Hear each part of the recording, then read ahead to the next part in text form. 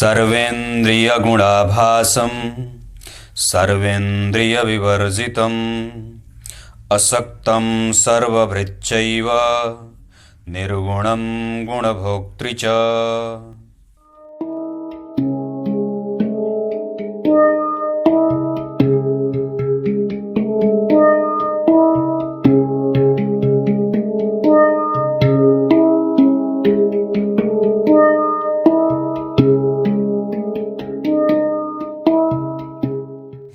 प्रिय दर्शकों नमस्कार। एक बार फिर से उपस्थित हूं आप सबके सामने शनिवार के शाम के कार्यक्रम में, शुक्रवार के बाद शनिवार के कार्यक्रम में। सूत्र ऐसे जो आपको बड़े आश्चर्य में डाल सकते हैं, ऐसे ही लेकर के आया हूं। शुरू करते हैं आज का कार्यक्रम। कहीं नहीं जाना है, बिल्कुल बन के रहिएगा। और कार्यक्रम के आरंभ में बोले गए गीता जी के श्लोक का अर्थ भी बताने वाला हूं। गाय माता की सेवा, गंगा जी का जल प्रत्येक दिन सबसे पहले पान किया करिए। कुछ अन्न अवश्य ही प्रत्येक दिन एक मुट्ठी ही हो सके अपने भंडार गृह से किसी ब्राह्मण के लिए अवश्य निकाला करिए। और रविवार को अगर आपके आसपास अपने घर में गाय नहीं है तो किसी गौशाला को ढूंढिए और वहां जाकर के गाय माता का दर्शन करके कम से कम उनके चरण का रज अपने साथ लेकर के आया करिए। 4 काम, किसी ज्योतिषी की कोई आवश्यकता नहीं है। शुरू करते हैं आज का कार्यक्रम।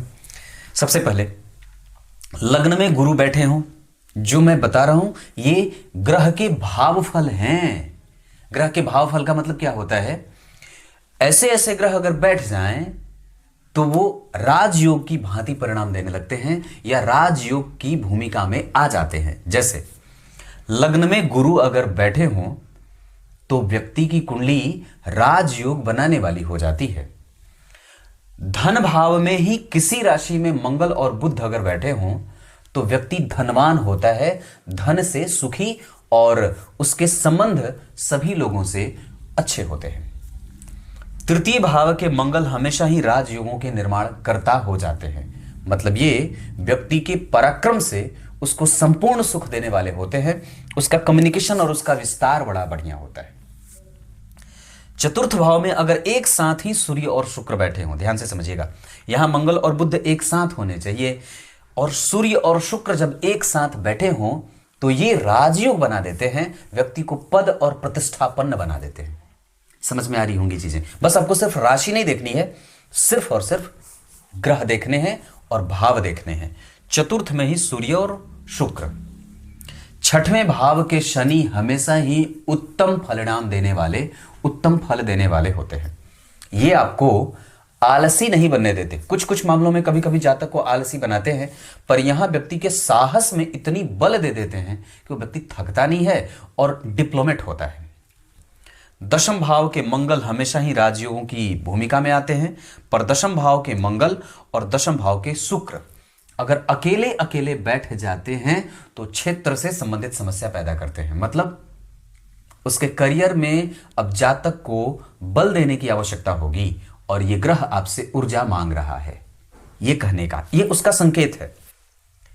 एकादशवें भाव में राहु और एकादशवें भाव में शनि अकेले अकेले, या तो राहु या तो शनि, यहां मैंने दोनों को अकेले अकेले दिखाया है। राहु अकेले बैठे हों या शनि एकादशवें भाव में अकेले बैठे हों तो ये बहुत ही बलशाली हो जाते हैं। दिग्बली वगैरह नहीं होते, पर प्रबुद्ध हो जाते हैं, परिणाम देने के लिए तत्पर हो जाते हैं। बस इतनी सी बात है। आप लोग प्रत्येक दिन का कार्यक्रम अवश्य देखा करिए। JYOTISHHILAKSHYA इस नाम से मेरा एप्लीकेशन प्ले स्टोर पे है, उसे जरूर डाउनलोड करिए। इंस्टाग्राम पे NAKULPARASHARA से भी मुझे सर्च कर सकते हैं, और बाकी की चीजें आपके सामने हैं।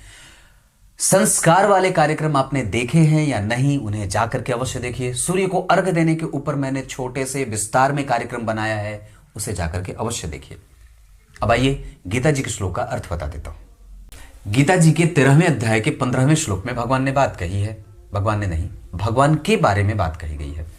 वो संपूर्ण इंद्रियों को प्रकाशित करने वाले हैं, संपूर्ण इंद्रियों के गुण और दोषों में स्थिति बनाने वाले हैं, भोक्ता भी हैं और उसके गुणों के दाता भी हैं।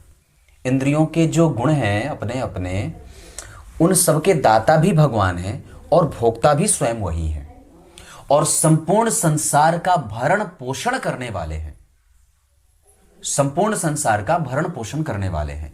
कुछ इसी तरीके से आज के कार्यक्रम का समापन करते हैं।